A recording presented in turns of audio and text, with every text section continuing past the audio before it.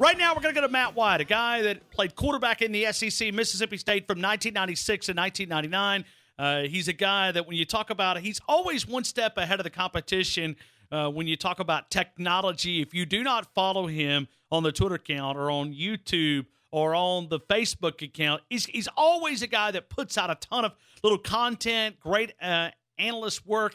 Matt Wyatt, welcome back to T-Town, man. I hope you're doing well. What's happening, Ryan? Good to hear your voice again. Hope you're doing well. Man, I am. I need an update, man. I need an update. What's Matt Wyatt's life like these days? Yeah, well, this time of year in the state of Mississippi over here, it's like all baseball.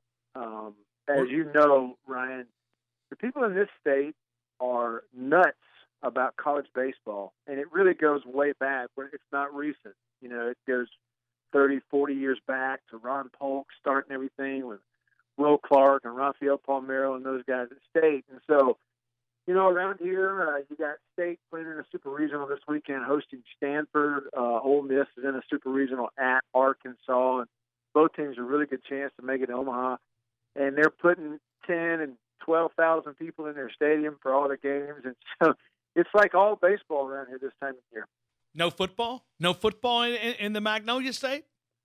Well, football is kind of like it's the umbrella. Like everything is, gauged against football. But I will tell you, honestly, it's different. I'm from Alabama, born and raised there. I get it. I played football. I certainly understand the dynamic in the state of Alabama.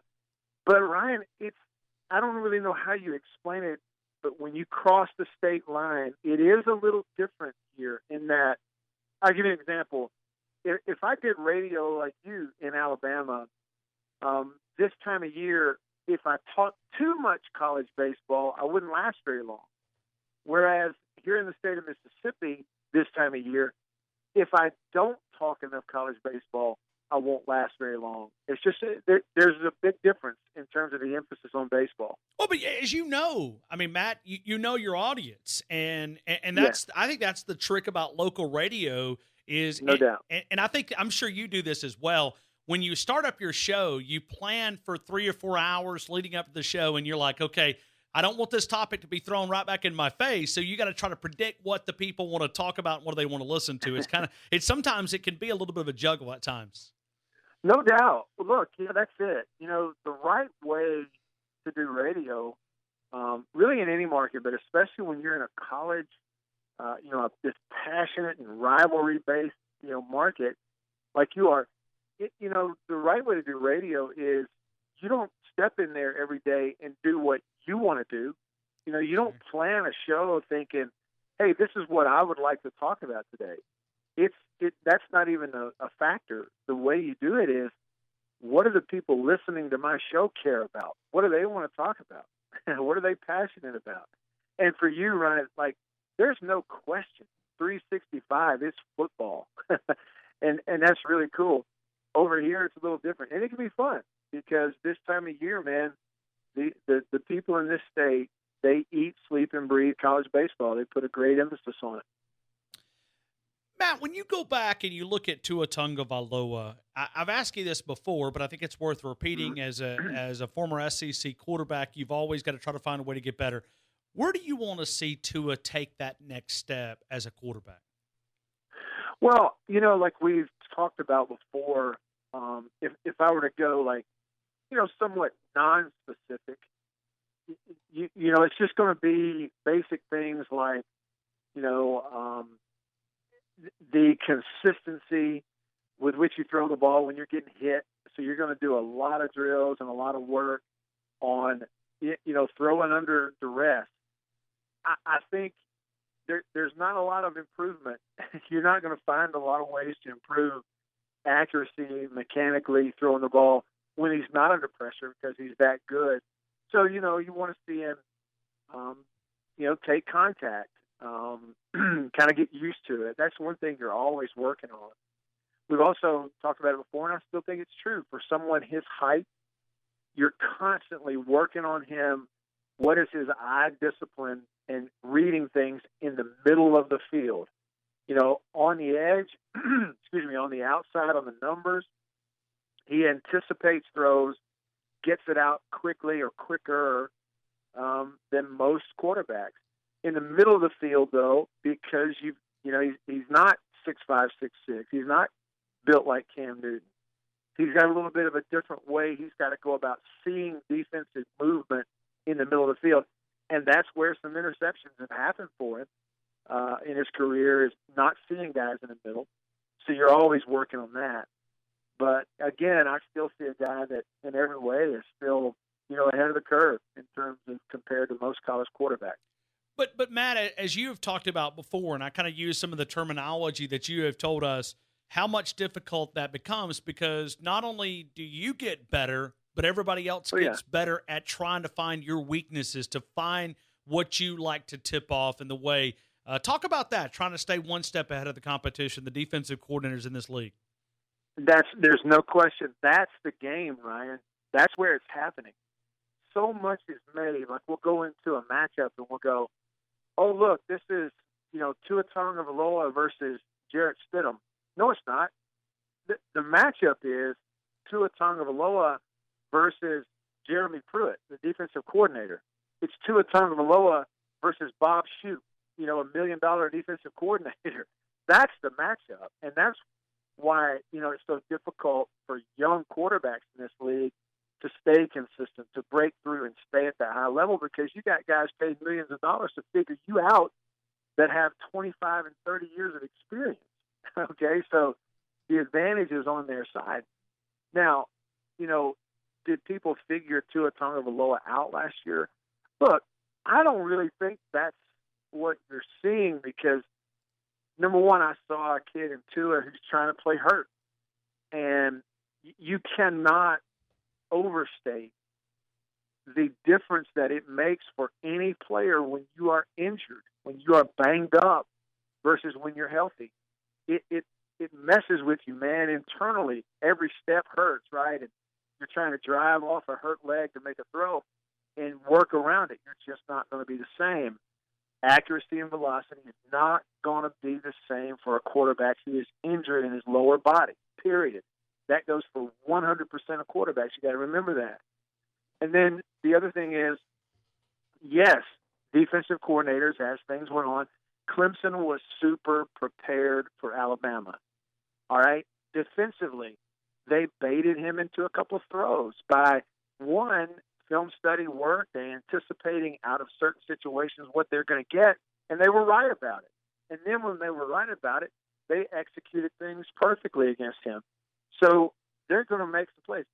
But when I watch film and I watch him throw, I still see a kid who's a constant threat to throw a touchdown because he anticipates defenses so quickly, so kind of naturally. So, a lot was made about, losing that game and, this throw, that throw. He's the same quarterback. He's got the same upside. He's going to beat people to sleep this year, and people are going to forget about that thing last year pretty quick. I believe that. We're talking to Matt Wyatt. You can connect with him on the Twitter account, MattWyattMedia.com. It's Radio Wyatt on the Twitter account, Radio Wyatt. You can also find him on Facebook. And Matt, before I move to my next question, it's not a drone. It's not a plane. It's not a helicopter. It's not a balloon. Dadgummit, you had me teased in. What was it? Yeah, that is that we're all familiar with Google Earth. Like, you're familiar with Google Earth, right? Yeah, you can sure. go and you get these satellite images. Well, they have a new program now that you can apply for and either, be accepted or not. I managed to get in. It's called Google Earth Studio. And what it will do, it's giving you hundreds and sometimes even thousands of images that are satellite images that you can stitch together just like you would a time-lapse photo. And so pretty much anywhere on planet Earth, you can get an aerial 360 shot or a zoom in of pretty much anything based on these satellite images. It's a really cool deal. You ought to check it out. Okay. All right. Well, I was reading it. I was trying to figure out exactly what it was. So it was great catchy thing. Vegas right now has some odds on Nick Saban's retirement. 5.5 years that you can literally go and put hard-earned cash on Nick Saban's retirement. 5.5 years. Over under, Matt? Well, can I preface my answer by saying that I don't gamble, and there's a reason for that. It's like Neither do I. Neither do I, Matt. I don't, because I've taken too many college statistic classes. The odds are Exactly. not in your favor. No, not in your favor, no doubt. No, I would. I mean, I would absolutely take the over on 5.5 years. What's his age, Ryan? How old is he? So he's 67 now. He'll be 68 in October. Yeah, no question. He's going to still be coaching in 6-7 years. There's just no doubt in my mind. The only thing that would slow him up between now and 7-8 years down the road, I think, is a health issue that's unforeseen that nobody knows about. Sure. Couldn't possibly foretell, but he's in such good physical condition, and he's unusual. He's not like everybody else. He has that interesting drive. I wouldn't feel comfortable putting $10 betting that he's going to retire within 5.5 years. I would almost guarantee you he'll still be on the sideline in 7-8 years from right now. Matt, let's go to Jake Fromm for just a couple seconds here. What do you see in him as a quarterback? And maybe he's over. I know he overachieved what I thought he was going to be. I mean, he's been a pretty good superstar quarterback in this league. Yeah, Jake is. It's like every tool you want. He may not have this big, Peyton Manning-esque size and height at 6'6", and he's not built like Cam. Well, I keep saying Cam Newton, but he's Superman. Nobody's built like Cam Newton. But you have those guys in the NFL. He's probably not as thick and strong in his upper body, lower body, and the type of athlete that even like a Dak Prescott is. But what Jake Fromm is just, he's got every tool you really want in a quarterback. Leadership, the right kind of person that you want leading your team. He's got the arm strength. Every throw you want to make can do it. He's a gamer. He's tough. And mentally, he's he's right where you want him to be in terms of processing things. Again, he ran into some hiccups last year, just like a lot of young quarterbacks do. People figure you out, and you have to work through it. I just see a guy who's definitely a top 3-4 player in the best league in America.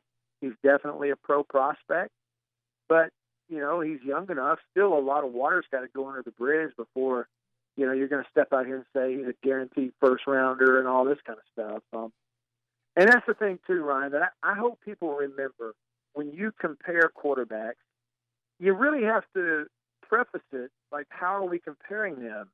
People go, give me this guy versus that guy. Well, my first question is, okay, are we talking about them as college quarterbacks, or are we talking about them as pro prospects? Because those things are different, right? Like, the NFL game is so much different than the college game. And I know it's transitioning a little, but if you're telling me a spread offense in college, okay, tell me a better player in a spread offense in college than Johnny Manziel or Robert Griffin III at Baylor. Or let's go way back and talk about Pat White at West Virginia when he played for Rich Rodriguez. Find me a better college system quarterback than those guys.